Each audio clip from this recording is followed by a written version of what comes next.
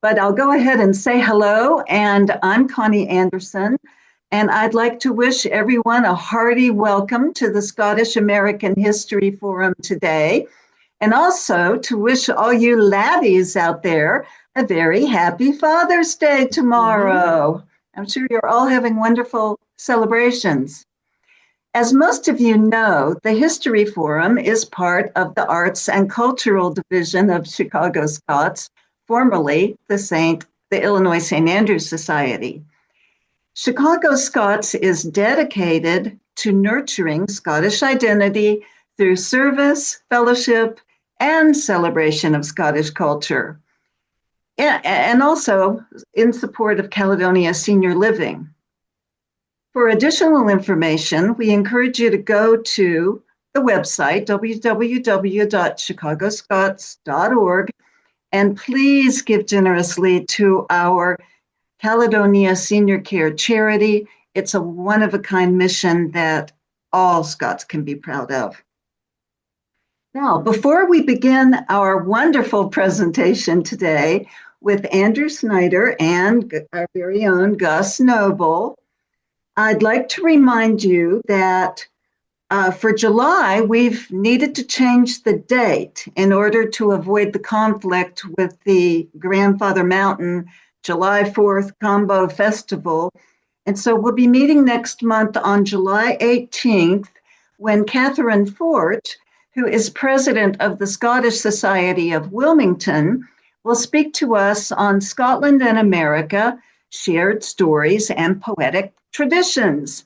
So Catherine was on a little earlier. She had to jump off for a few minutes, but I believe she'll be back.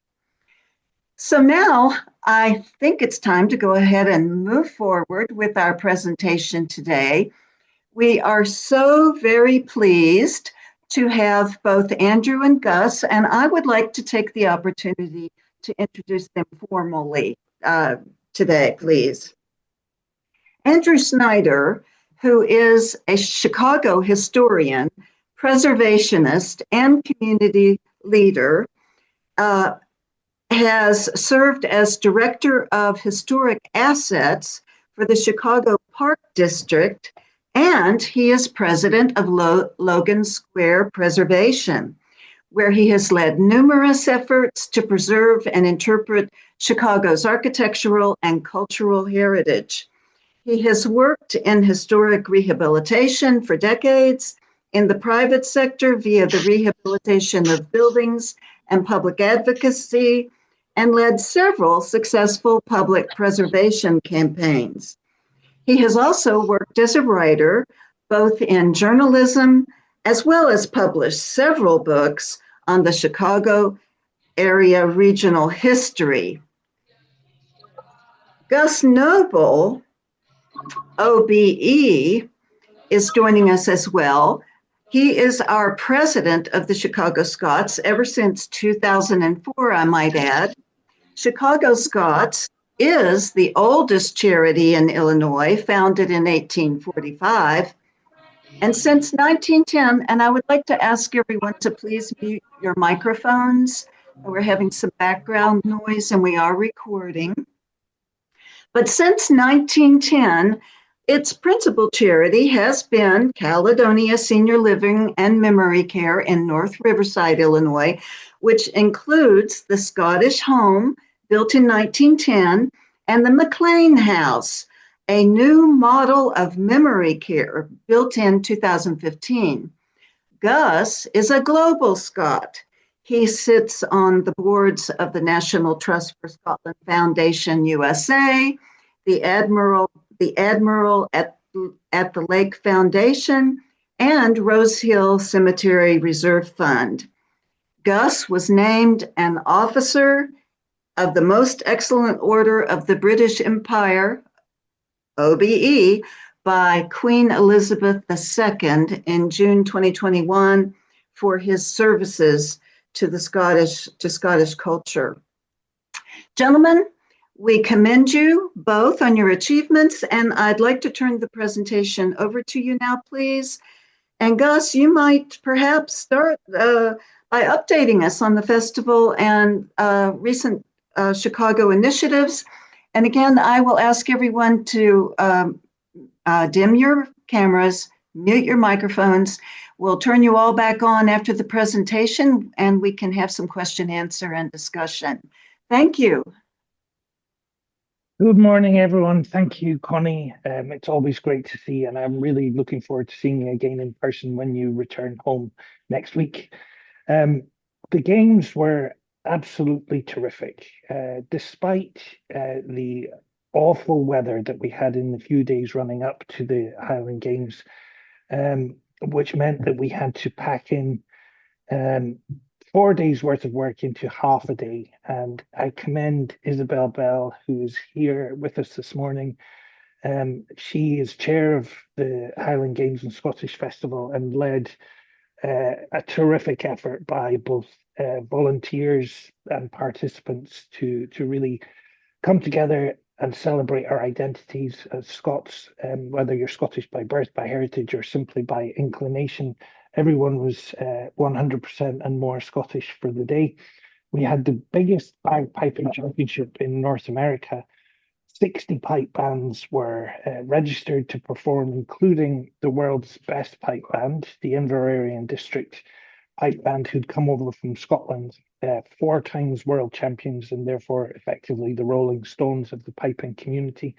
I thought I was just blown away by the mass bands at the end of the day when all these 1,500 bagpipers came together. And the moment that Inverarian District came forward to perform Amazing Grace, I'm being bothered by my 11-year-old son. Can you go and sit down, please, Paul? No, please. Sorry about that. The moment that the Inverarian District came together to perform Amazing Grace, and then all of these 1,500 pipers joined in, was just incredible, breathtaking stuff. And again, I want to thank Isabel for leading a wonderful effort. And perhaps if I could, in the interest of everyone's time, jump straight into the presentation today, Connie, if that's okay. I can answer any questions or tell you more about the Highland Games afterwards. Please do. Thank you. So today we're going to talk about the historic restoration of Chicago's monument to Robert Burns. We're going to restore, rededicate, and as the donors who gave the statue to the city of Chicago, we're going to accept Andrew's kind invitation, responsibility for ongoing maintenance of Chicago's Robert Burns Monument. I'm delighted that Andrew's joining us, and we'll talk a bit later, but let's begin with a little history of the monument, if we could. The monument itself, I should point out, has been called an enduring credit to the Scottish Americans of Chicago. And if you haven't visited it, I commend it to you and encourage you to go. Now, we should recognise that our community's desire to build a monument to celebrate Scotland's literary heritage did not actually begin with Robert Burns. The idea actually first occurred before the Great Chicago Fire of 1871, and it was to build a monument to Sir Walter Scott. But the Great Chicago Fire meant that, as the saying goes, the best laid schemes went agley. Now, at this point, I always, whenever I quote Robert Burns, I say, I've heard another modern philosopher say more or less the same thing, and that philosopher's name is Mike Tyson, and he said, "Everybody has a plan until I punch them in the mouth." After the Great Fire, our thoughts turned to building a monument to Robert Burns. And on October the 25th, 1888, the first practical steps were taken. 63 men representing 13 of Chicago's Scottish societies gathered at the Grand Pacific Hotel, and they formed the Burns Memorial and Monument Association. Robert Clark, who had just turned out as president of our organization, the Illinois St. Andrews Society, now known as the Chicago Scots, was elected president of the association. And fundraising began with the donation of one silver dollar coin marked with the cross of St. Andrew, and it was intended that this coin would be buried in the foundation of the statue. Subscription books were issued, picnics, games, and concerts and dinners were organized, but periods of financial panic and depression followed the 1893 World's Fair, and for years there was little interest in building the monument. During this time, the association met, and of course, they began to fight with one another. Who ever heard of Scots fighting? I hear you all say. And I'll now quote from a very good friend of the society, who sadly passed away a couple of years ago, Bob McWilliam from up there in Milwaukee. And Bob used to observe to me that the Scots are the only people where you could lock one single Scotsman in a cupboard and he would still come out with a black eye. During this time, there were allegations of misappropriation of funds. But despite all this, in 1892, amidst this fighting, a committee was appointed to run a competition to design the monument. And this included a first place prize of $200,000 that was awarded to William Grant Stevenson, a well-known Edinburgh-based sculptor. And at this point, I'm going to try. Left How hand. about that? Now you can see it. Yeah, Okay, now we can great. see it. Perfect. Thank you. So here is William Grant Stevenson. And unfortunately, a combination of circumstances, including more infighting, delayed the project for 12 years. And I should point out that the infighting was amongst the men of our Scottish society, and it took the women of our Scottish society to sort it out and get the project back up and on track. And the ladies' auxiliary of our society was led by Elizabeth Ballantyne, and you should see a picture of Elizabeth on your screen now. She cut through the noise, raised the funds required to convince William Grant Stevenson to pick the tools he'd downed due to infighting and lack of payment back up. And in 1903, Elizabeth Ballantyne visited Stevenson in Edinburgh and delivered payment on the statue. On 8th of May 1905, word arrived that the monument and the panels, the four bronze relief panels that we'll discuss shortly, they'd been successfully cast.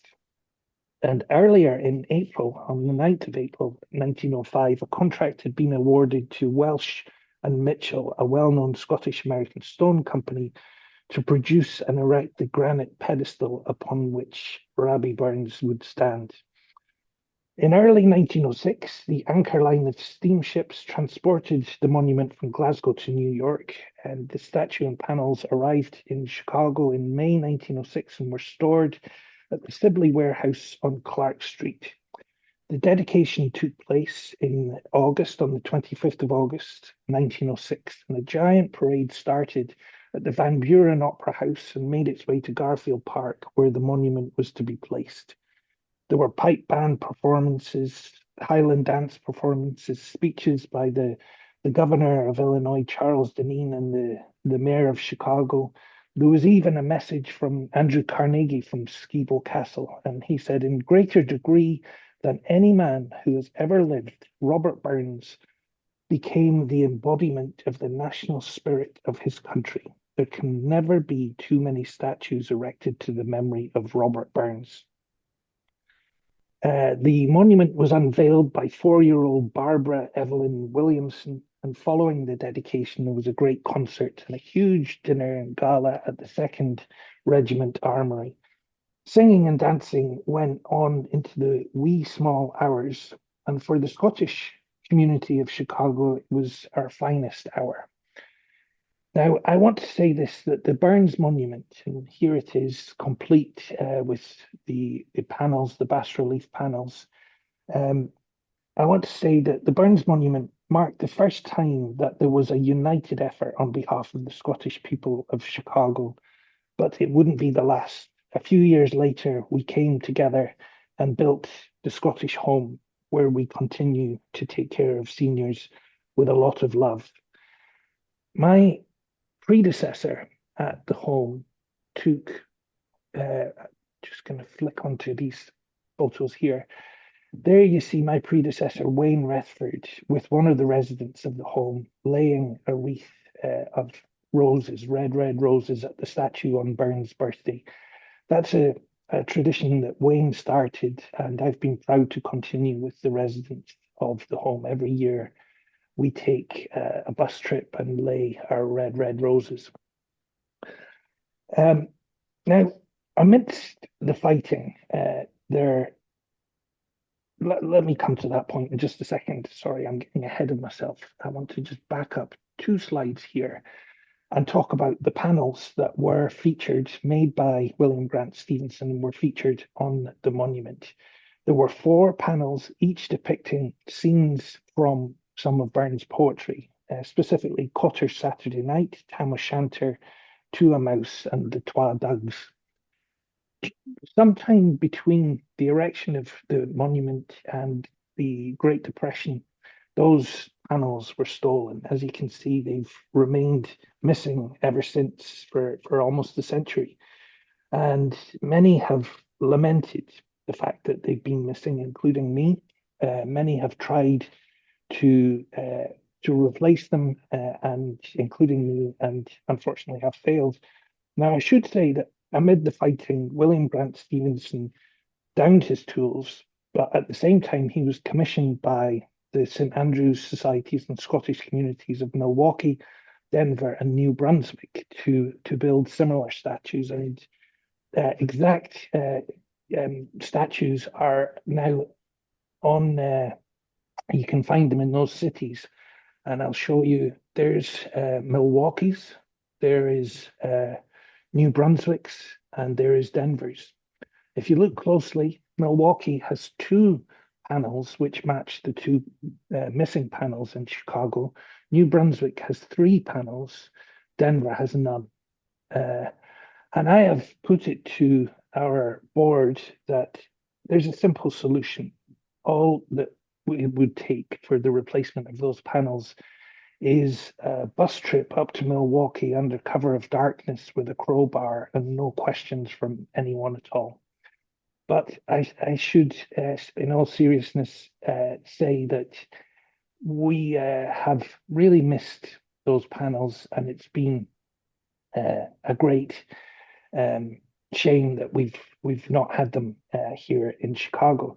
So it was with great delight, great relief that I took a call early this year from a certain Andrew Schneider, who is on the call with us now.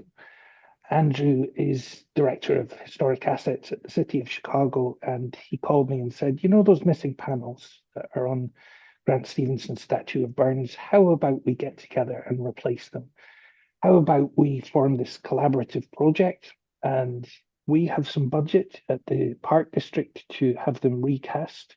What I'd like you to do, Gus, is see if the community of Scots in Chicago would be willing to donate to a campaign and accept ongoing maintenance and stewardship of that statue. So I want to welcome Andrew to this morning's call and start off, Andrew, as I could ask, as Director of Historic Assets for Chicago Park District, can you tell us how and why you selected Stevenson's Burns Monument for restoration? Sure. So I would start by saying, first, thanks, guys, for having me on. I really appreciate it. It's an honor to be here. And thanks, Gus, for the partnership thus far.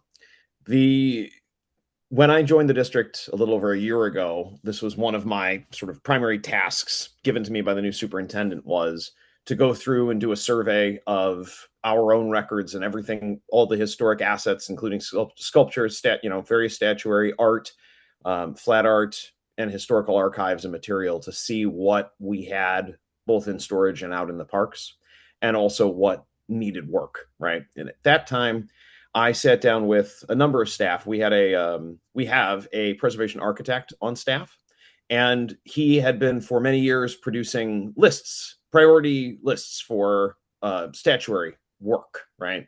And it was an exercise in futility, he found, because no matter how many times he said, these things need repair, they need restoration. All that seemed to happen over the course of many decades was managed decline, is the best way I can think of to put it.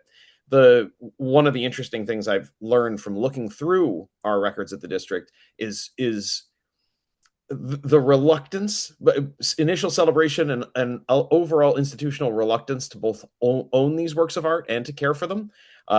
And then the way that the city and the people in the city have looked at our statuary has always changed. So when these go in, they're often expressions of national pride, for example, or whether that's an immigrant nation like the Scots, whether that's American like Abraham Lincoln or George Washington.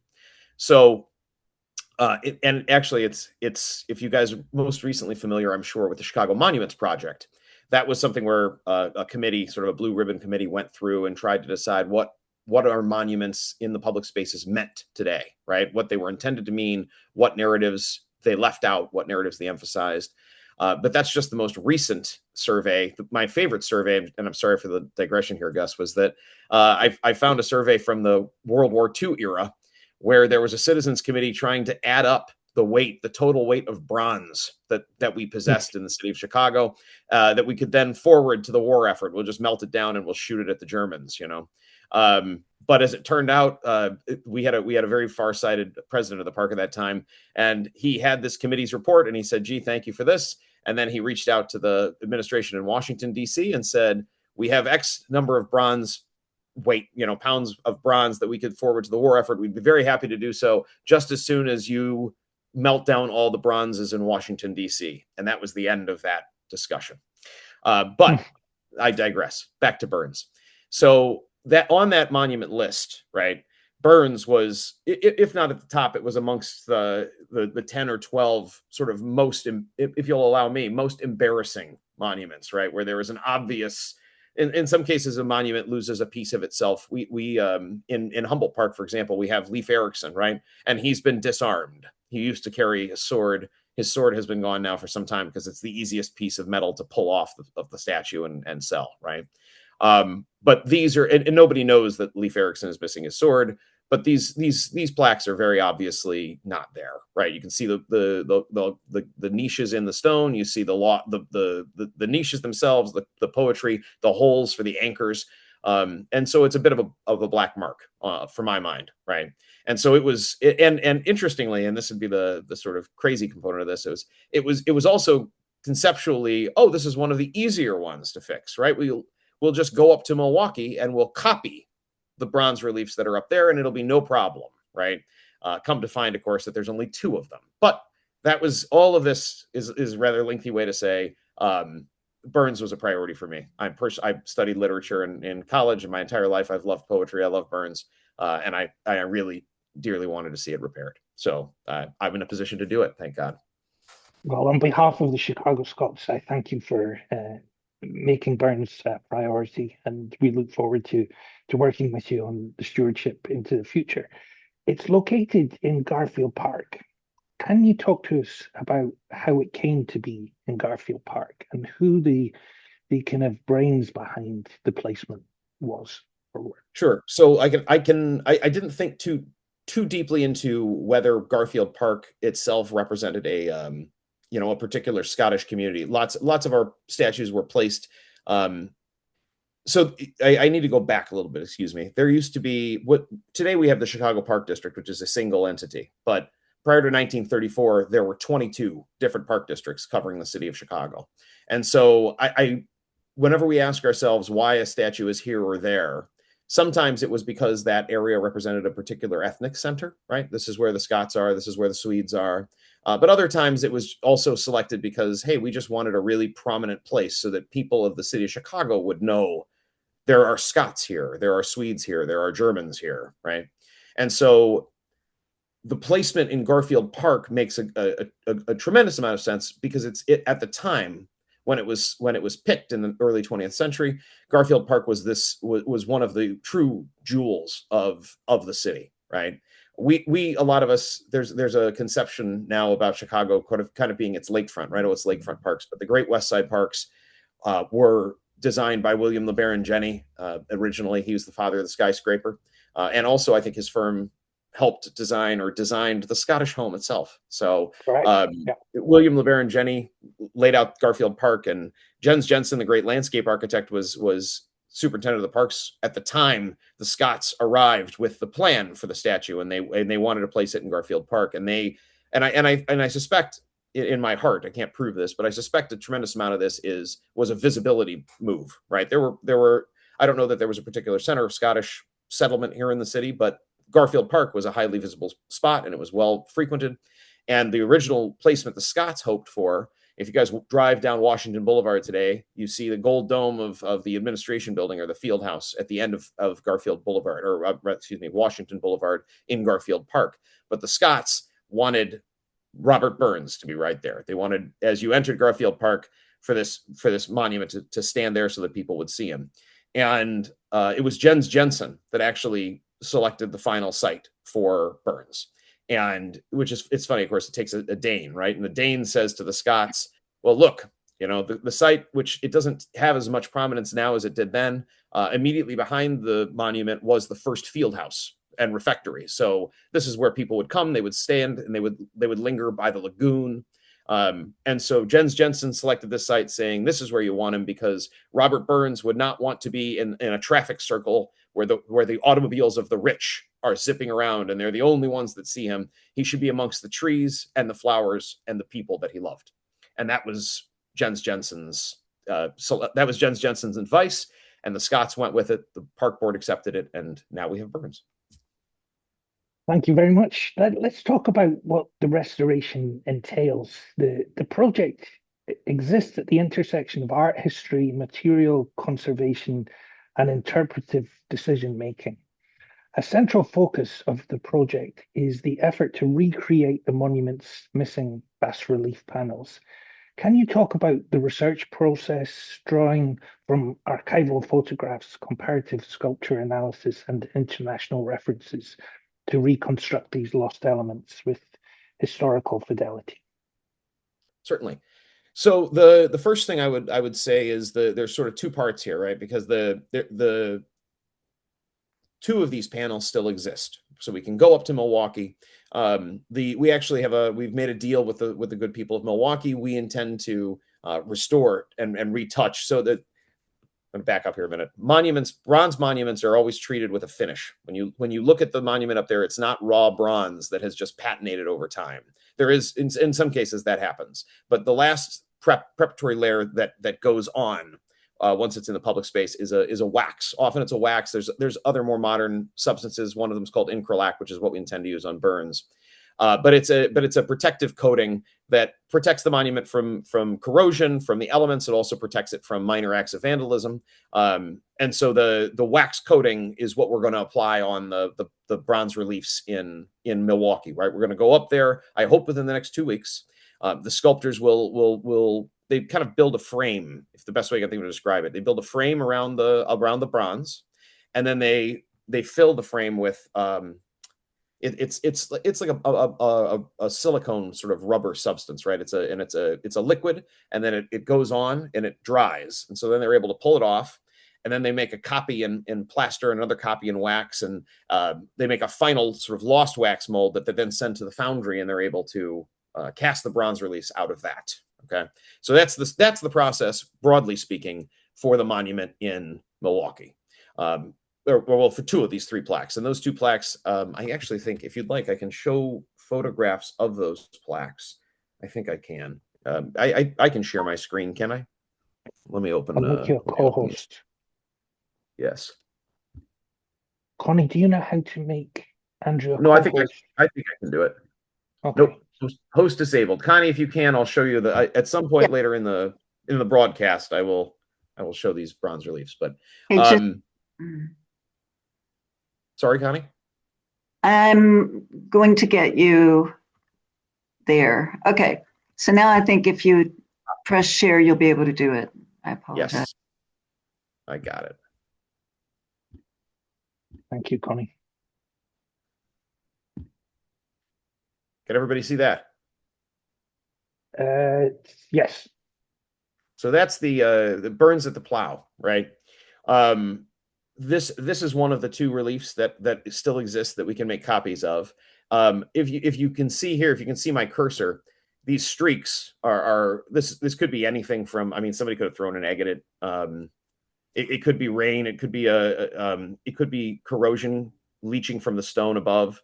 And so what we will do is clean these off, so that'll go away, and then they'll be sort of and then they'll be re-waxed, right? And I can kind of show you. I've got another window open, which I can show you. I think I have to do this different. Oh wait, I'll show you the two first. I'm going to jump all over the place. So there's that one, and then we also have the Cotter's cottage, right? This is the scene that's on the front of our Burns monument, or was on the front of our Burns monument here in Chicago. And so the first step in the second part of this process is for the sculptor has actually constructed two frames. He's made wooden frames. He's packed them with clay.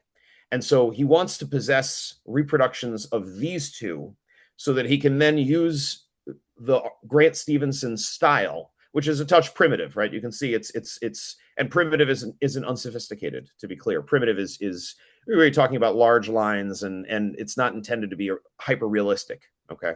But he can pick up our conservator Andrzej Danowski is a highly skilled man. He can make an exact copy, or very close to exact copy, of the missing panels from photographs that we have. But he wanted these examples in front of him first. And then the other part of this process, which can you guys also see that, or did I close my screen sharing? We can see you now. See me. Okay, good. So then he'll take the clay. He'll make copies of, or his own copies, I think the best way to describe it, with his artistic hand, and then we'll also make molds and make bronze copies from his clay sort of tablets, right? And then all four of them will ultimately be reinstalled back on the monument.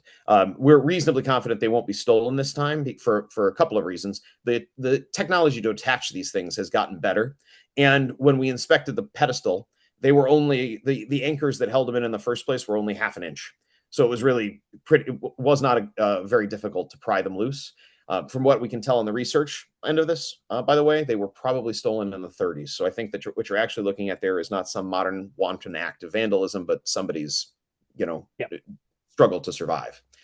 But the other thing I would mention is as regards the other two missing plaques. Those two plaques, initially we had a photograph of one which is not fabulous, but it's close enough. We're going to be able to. That's the Twa Dogs. We're going to be able to get close. And then there was sort of, I regarded it as a touch miraculous. We had no pictures of the back of the Burns Monument, right? That's where the fourth plaque is. That's where Tam O'Shanter is. And the hope would be that somebody would have documented. They didn't. And then we thought, well, we have these other photos like Gus showed you earlier.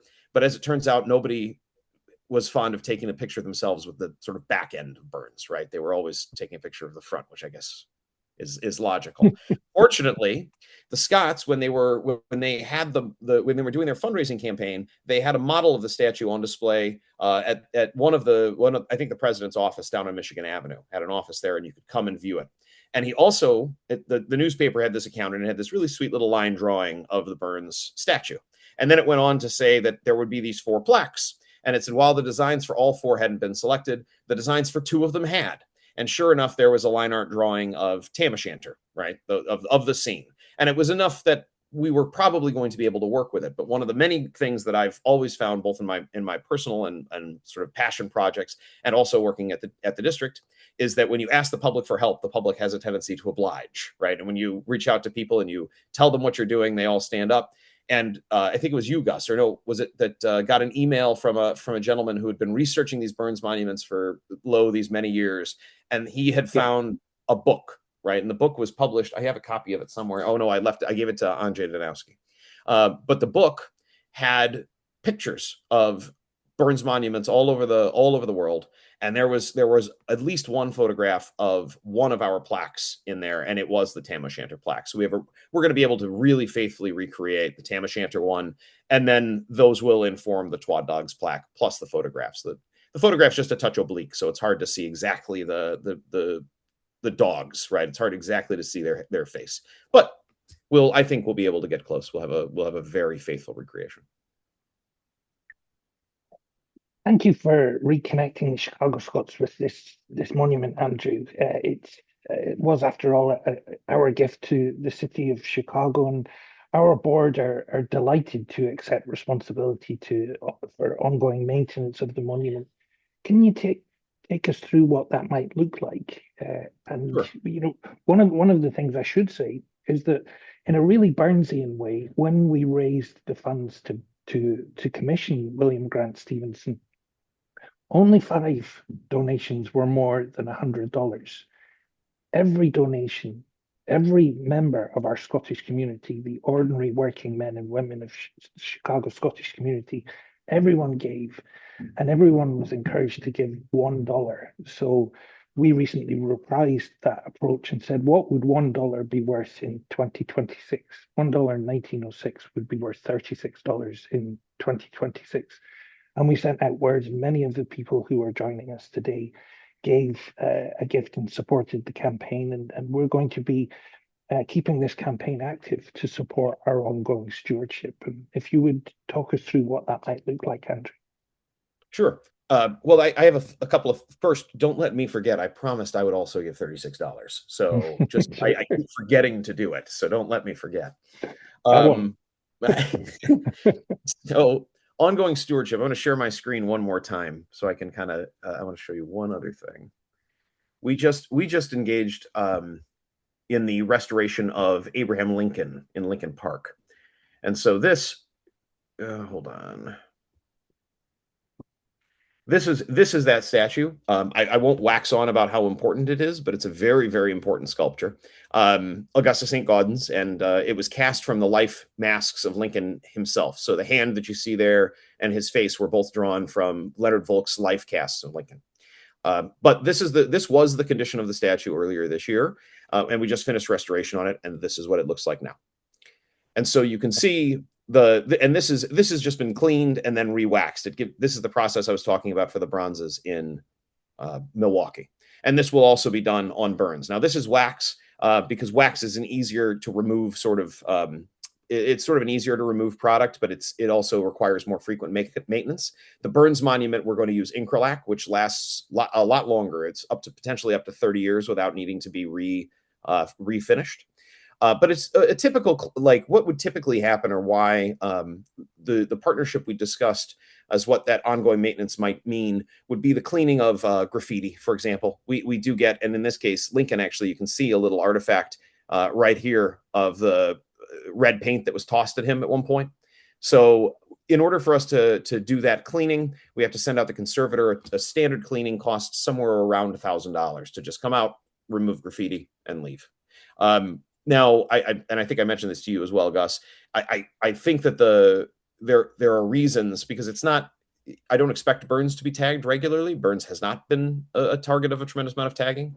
But there are reasons beyond that to tie in an organization like the Chicago Scots. And I've done a lot of work with churches in my community in Logan Square. And one of the things that troubled me for a long time, which I worked on them with them, was every time that a church wanted to shut down or had a problem, they would say, they would cite the building. The building needs work. It needs work. We can't afford it. And I kind of told them, look, you're looking at this the wrong way. That's a challenge, certainly, but it's an opportunity to engage your supporters. It's an opportunity to engage your community and remind everyone that you have a shared purpose and a shared task. And so I have found that like a church building, like your Caledonia home, like Burns, these are efforts that bind the community together, that remind them who they are here in Chicago and as Scots or as Lutherans, for example, whatever, And so in this case, I think that there's a real value for your organization in taking over this stewardship, just in community building. But there's also the district, as I said, has been a reluctant caretaker of these things. And so if I can bring in communities to take care of them, Lincoln Park Conservancy is now working based on the model we developed, Gus. Lincoln Park Conservancy is planning to take over ongoing maintenance of Abraham Lincoln now that we're finished with him. Excellent. So the general idea I have is to say, hey, let's if we are able to bring in private dollars, we're able to maintain these monuments at a higher level, and we're also able to free up dollars that can otherwise support communities that don't have the fundraising capacity that the Scots do, or that the Lincoln Park Conservancy does, for example. So this is just it's an opportunity for certainly the district, but I think it's an important opportunity for the Scots, right, as an organization. A couple of questions that kind of have their roots in this very space, but perhaps move beyond our community. And I want to ask you about how the project extends beyond the physical restoration to include meaningful community engagement.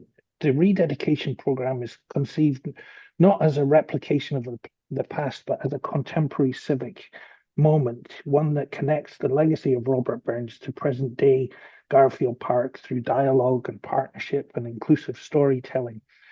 A statue of a Scotsman in Garfield Park, which is a majority Black neighborhood. Can you talk about this as a challenge and also as an opportunity to reinterpret its meaning for a broader public? Certainly.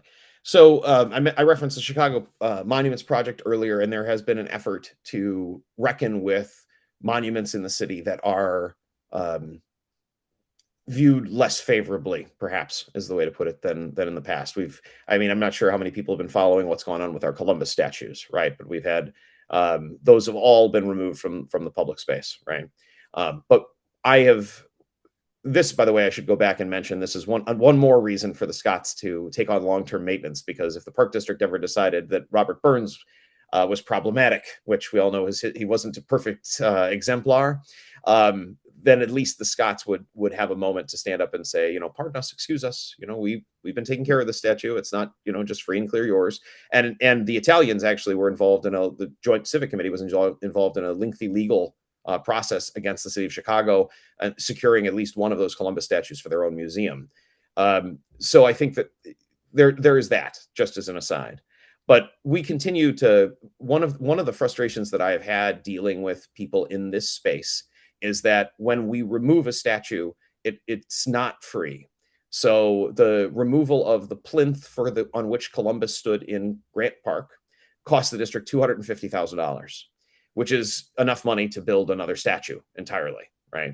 And so I think the first problem that we have as a city is that because the monuments are not free, because they have to be maintained and worked on, we have stopped taking them. Or there was essentially a real push to go, we're not taking any more art, any more sculptures, anything that requires our maintenance dollars without a dedicated fund attached to it. And I would say we have enforced that rule with less than perfect fidelity. But one of the central focuses of my tenure at the district has been both restoration of sculpture and also addition. So I have told folks that we have what's called the Sculptural Diversification Project, and we're actually getting ready to commission our first new sculpture. It's going to go into Humboldt Park, and it is going to be a Puerto Rican hero going into Humboldt Park, with the general idea being sort of, my approach is twofold. The first is to make sure that when every child walks into our parks, that somewhere in our park system, there is a person on a pedestal where that child can see themselves in that person. Right, that's the central goal of the Sculptural Diversification Project, and Garfield Park presents an opportunity for that for us, because there was a doughboy monument that was erected in Garfield Park just down the road from Burns, and he was badly damaged. He now is the doughboy himself is now in Soldier Field, but the plinth stands there to this day with no sculpture on it, and that's an opportunity. I said, well, what about we should commission a black doughboy is what we should do, right? Or another war figure. Anyway, this is my idea for that. But Burns himself, when we engage in these broader conversations, it allows people to listen, and instead of getting their back up, right, and going, well, why are we spending money on Burns and not a sculpture that depicts our community here today? We provide opportunities for that. That's why the doughboy plinth is available. That's why it's something I want to engage in over the coming years. And then the second part of that is, as we talk about putting this program together, this rededication program. I know, Gus, you're working with the community down there, and the general idea is to teach and to tell people, look, Robert Burns was greatly admired by, of all people, Frederick Douglass, who had an entire shelf of Robert Burns poetry. And so as you start to teach people that Burns has greater relevance and greater meaning beyond the Scots, that he was an example for many people, that he lost friends because he supported the American-French Revolution. This is a person that can represent the best in all of us, black, white, or indifferent, as it were, right? And so I think that when we do these programs and we do these rededications, it'll also allows us, in addition to making space for greater representation in our parks, it also allows us the opportunity to teach and to build these new connections, and to hopefully have the Chicago Scots have friends in the Garfield Park community when this is all over. That's my hope. And so that's how I hope then when people walk by Burns, that they remember this event, that they remember this community, the Chicago Scots, and then that they feel that Burns is something they can be proud of as well. Somebody once said that Robert Burns, like Abraham Lincoln, represents the best in all of us. And while certainly Burns was not perfect, he at least inspired those who are. Scottish poet Hugh MacDiarmid observed that mere nonsense has been uttered in the name of Robert Burns than on his barring liberty and Christ. Like Walt Whitman, Burns contained multitudes. Or as Bob Dylan said, I am many. Burns was like Chris Christopherson's Pilgrim, partly truth, partly fiction. His words and his deeds didn't always match. He wrote passionately against slavery in The Slave's Lament, and yet he almost left Scotland to go and work on a Caribbean slave plantation.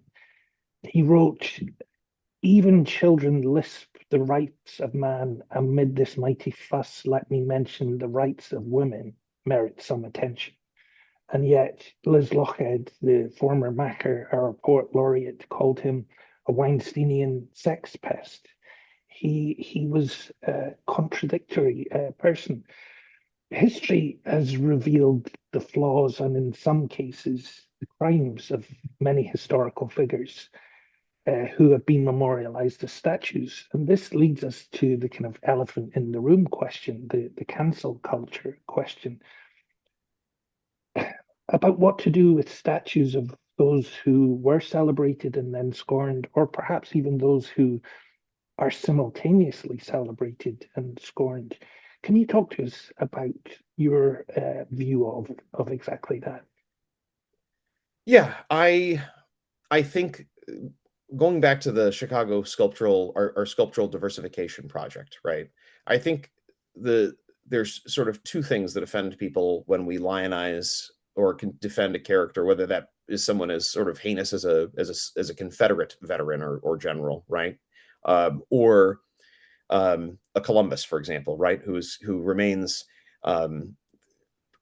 debated, right? I mean, there's a lot of discussion around. I had a discussion with the Joint Civic Committee, and they said that, you know, all of that Columbus had been slandered, that everything about him, this was all Howard Zinn's People's History, and it was completely fabricated, it was wrong. And so I think that what I've noted is that when there is something that is a point of personal or national pride, whether that is a Confederate sculpture or whether that is Columbus, that somebody somewhere is feeling like their ox has been gored, if that is removed. So, and it's a very, we have a chief DEI and like equity inclusion officer at the district, and I'm working with her on our diversification project, and we talk about this quite a lot, because the statues are an easy removal of a statue or cancellation of a person is an easy way to signal that you have done something, right? We are not going to allow discrimination to continue, but discrimination does continue, right? The hard work is the work that we have yet to even embark upon. And so I fear often that the cancel culture and the removal of statues is something that it does cause division, but it also lets us off the hook for the hard work that needs to be done. So I'm not generally speaking somebody that leans into removal of those statues. However, we often run into problems and they become lightning rods, right? I was thinking about we had three statues of Columbus in the city, one in Grant Park, one in Arrigo Park in Little Italy, and the third was in a place that was so far south that you thought it was Indiana. Many people thought it was Indiana, and the mayor's office under Lightfoot didn't even realize that this statue, it's in the east side as the name of the community, didn't even realize it was Columbus. It was a fountain. It was a bronze next to a fountain sitting in the middle of a traffic circle. And after several days, somebody pointed out to them, that's a Columbus down there too, and so it was removed. And what really troubles me about that and the way we think about these things is the two Columbuses that were removed from Grant Park and Arrigo Park are being replaced by new works. So in Arrigo Park, there will be Mother Cabrini. In Grant Park, it's currently, they're calling it the People's Plaza Overlook, and it may be rotating art. We're not quite sure what will ultimately end up there, but there are, long-term plans and thoughts. But the poorest community that was represented amongst those three was a bronze work of art was removed from their community, and there isn't even a discussion of what will take its place. So the community was just stripped of its public art. And so I think we have to be very cautious as we look to remove these things. On the other hand, there is a park on the south side called Fuller Park. And it's like many of our communities in the city of Chicago. Fuller Park also gives its name to the neighborhood that surrounds it, right? Which is a majority Black community today. Fuller was an important figure in Chicago history because he was the corporation counsel for the city of Chicago under when engaged in litigation and securing of riparian rights for the South Park Commission. It's what allows us to have Grant Park and the entire South Lakefront is because of Fuller. Unfortunately, he went on to become a Supreme Court justice and then Chief Justice. And he was a vote for and the presiding officer or the presiding justice on Plessy versus Ferguson, which of course established the doctrine of separate but equal. So it really terrible legacy for the nation and for our city, but also this really important legacy of that gives us public lands that everyone now is able to enjoy, right? And so the community down there, we had an engagement process around this. And there is a bust of Fuller in Fuller Park. It stands in the middle of a beautiful courtyard. It's a D.H. Burnham designed building. It's a really lovely park and a gorgeous space. And they said, we go into this space and we see that there's this racist over there.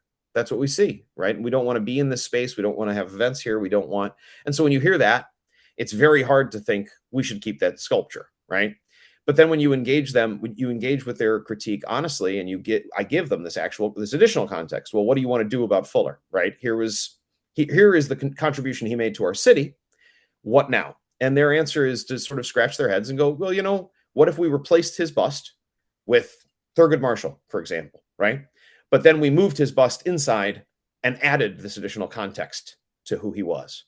I found that if you engage with people with respect and curiosity, that they reward you for that. And so I would like very much, I think that broadly speaking, what we need in our nation and in our city is to take the temperature down a touch and hear one another and stop thinking about how we've been harmed or wronged if a statue or work of art is removed or modified, and start hearing them. But also, I think that if we do hear them, the other person that it gives an opportunity for us to learn and respect their point of view and maybe understand how what one person perceives as a monument to national pride, like Columbus, would be perceived as a symbol of oppression and domination by another. And so I think that making space for those conversations is an important thing. And that's what I really hope like our sculptural diversification project does, because it shows people not only are we respecting the past, but we're trying to lay the groundwork for the future. And my fond hope, which I often tell people, is that that I want to destroy as little as possible. That's my goal. I'm a preservationist at heart. I want to preserve as many things as I can.